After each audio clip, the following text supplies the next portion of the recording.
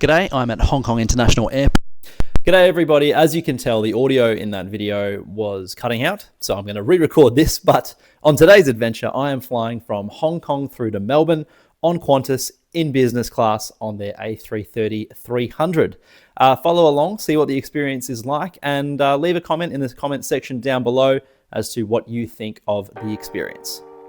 Our day started on a connecting flight from Koh Samui into Hong Kong. We had about a 5-hour layover before our flight, QF30 down to Melbourne, so plenty of time to explore Hong Kong Airport, do some sightseeing, and of course check out this relatively new bridge with the glass down below. Really trippy. If you're afraid of heights, I'd probably not recommend it because planes go in and out throughout there, but very cool to sort of spend 10-15 minutes watching a bit of the traffic move around. Plenty of plane activity happening at Hong Kong International Airport, as you can imagine. Here's one of the planes going underneath this sky bridge. Just super cool sort of stuff, real nerdy, but highly recommended if you get the chance and you're transiting through Hong Kong and you have a bit of spare time, because they go right underneath you and you see some stuff from some angles you don't normally get to see, and that's great to just kill a bit of time when you are, or you do have a long layover. A couple of cool planes around as well, a Lufthansa A330-300, those are increasingly rare, hard to find. Then it was time to go lounge hopping, went to the Cathay lounges. They've got a new one down one of the ends there. This is sort of just open, but beautiful sort of warm wooden tones. You could get all sorts of food and drink brought to you. You could also check out the buffets as well. Just a lovely place to be, to relax. Grab a feed and watch the planes, as I said before. Just a great place to be, and some of the best lounges in the world. And they have so many as well if you're flying business class on either Cathay or Oneworld. Here's a look at like the Dan Dan Mien, so some of the just great noodle dishes that they serve in these lounges. They are just unbelievable. Glass of champagne, of course, and wonderful views on a wonderful day from a really classy bar, so highly recommend checking out all those. Then of course had to check out the Qantas Lounge. I keep hearing reviews that it's one of the best Qantas lounges in the world, even though it's not in Australia, and that was absolutely spot on. Felt more first class than business class, at least compared to the business class lounges you get in Sydney and Melbourne. There was heaps of all-day dining, heaps of buffet options as well, but they do of course have a few daily dishes, so whether you're interested in some of the stuff on the menu here, or you want to pour yourself a wine, you can do that. You can go find a seat wherever you want with great views over the terminal and the apron. You can find a relaxing chair, or you can go and sit at the bar like I did, have a beer, have a cocktail, and order from the menu at the bar. So there was a really great range of things to eat and drink, and you could have spent hours here, and we did. Basically had a few cocktails, had some meal. This is the char siu pork, which is one of the best lounge meals I've ever had. Came with all of the accompaniments and was just absolutely beautiful. Not long before boarding, I decided to have a shower just to freshen up from a long day of travel. Some really quality stuff in this shower room from Qantas, and it was kept clean. There were about 9 or 10 shower suites, I reckon, in the area, so you probably won't be waiting all that long if you have to wait. But we were there pretty early. And then as the sun started going down, I don't know what this guy's doing, but that's certainly one way to prepare for a flight. Don't know about you, but I wouldn't be getting sweaty before jumping on a plane. But as I said, as the sun was setting, there were some beautiful views, and then it was time to board QF30 on Qantas's A330-300 down to Melbourne. Priority boarding for business class. There were just a bunch of people hanging around the gate, so made it a little bit tough, but here we are stepping onto the plane, warmly welcomed by the staff, which is always just a real Qantas thing. I find that there's just an Australian, it's an infectious kind of welcoming, and I really appreciate that every time I get on board. Here's a look at the cabin. It's probably getting a little bit old in terms of age and design, but it is still a super functional suite.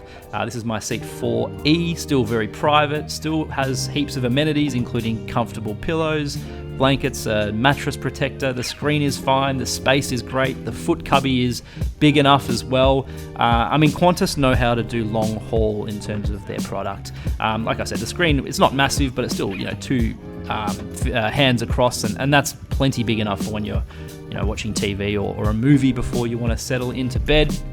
Yep, plush duvet, plush mattress protector, and the pillows too are surprisingly firm and bouncy, and not just that randomly sort of soft and empty cotton feel, which is great. You can get a massaging chair, heaps, endlessly adjustable is the seat. in business class. There's a look at the amenity kit, which I forgot to film, but I'll show you later. The noise cancelling headphones are okay without being excellent, but there is also, you know, plenty of storage around if you want to put things like, I don't know, your shoes maybe if you've got small enough feet, or your headphones, or whatever else you might want. They handed out the menu and the breakfast card for the next morning, so you just basically go through and tick all these and they'll bring it to you on a platter, which is fantastic. So you can sort of maximize your sleep if you want to, or you can sort of wake up earlier and have a full breakfast. Here's a look at the menu as well. After a week and a half of Asian food, the chicken parmigiana was really taking my interest. And then the staff came around with the classic Qantas PJs. These are so comfortable. They're just, you know, big, baggy, breathable, and it's just a great old time. Here's a look at the drinks list as well. Forgot to film that until a little bit later in the flight. USB-A connection, so no USB-C here, no wireless charging, but you can plug in into the mains if you want to get a bit faster. 4 air vents for 2 passengers, fantastic, love that. You just can't beat that kind of air nozzles, and you can sort of, you know, direct them where you want. And this is kind of a look at some of the other passengers in flight. Very private. That sort of winged headrest really acts as a barrier between sort of seeing anyone else, but you can see what they're doing on their laptop or what they're watching, so maybe not as private.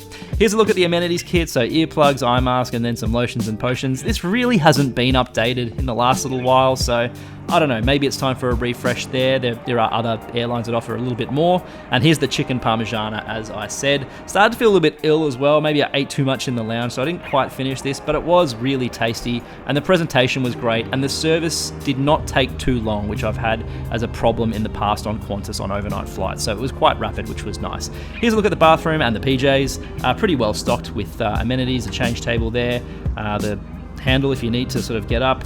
I mean, look, it's an A330 bathroom. It's nothing spectacular, but it has everything you need to sort of get changed and, I guess, use the bathroom. Crew made up the bed, which was great, and this is something Qantas does so well. Okay, thoughts, comments, concerns, early indications. Compared to the last time I flew Qantas in business class, which was just coming out of COVID, like mid. This is a lot more polished. It's a much older aircraft, 19-year-old A330, but the staff by and large have been wonderful, especially shout out to Todd. What a legend, looked after my wife and I really well. The food was pretty good as well. I thought, you know, the limited amount that I did have, it was all a bit of a step up from the last time. Service was quick. I mean, I'd read a few horror stories and seen a few videos as well on YouTube of people who sort of saying that these sort of 7, 8, 9 hour overnight flights from Asia, the meal service was taking 2.5 hours, and that wasn't the case, although there was no appetizer served, so, you know, maybe that's part of the streamlining process. But overall, the hard product still remains good. The foot cubby is wide enough, and the entertainment is good. Headphones are a bit below par, but Qantas was pretty good. Anyway, managed about 5-6 hours sleep on the way home, which is pretty much what I would have hoped for going into the flight. Then I was woken up for breakfast about an hour and a half out of Melbourne. This is my wife's plate. I was feeling a little bit under the weather still, so just had the croissant, but it was warm, flaky, crusty, had magnificent views of the sunrise coming into Melbourne. And so what did I think of this flight overall? I think it is great value. 68,400 points for Hong Kong to Melbourne is great. The co-payment in taxes is small, but they are going to be raising the price of these soon. So you will be paying 82,100 points from August 5, which is a little bit steep. Qantas devaluing these points, it's a bit of a shame. What do you think? Don't forget to like and subscribe. Heaps to come.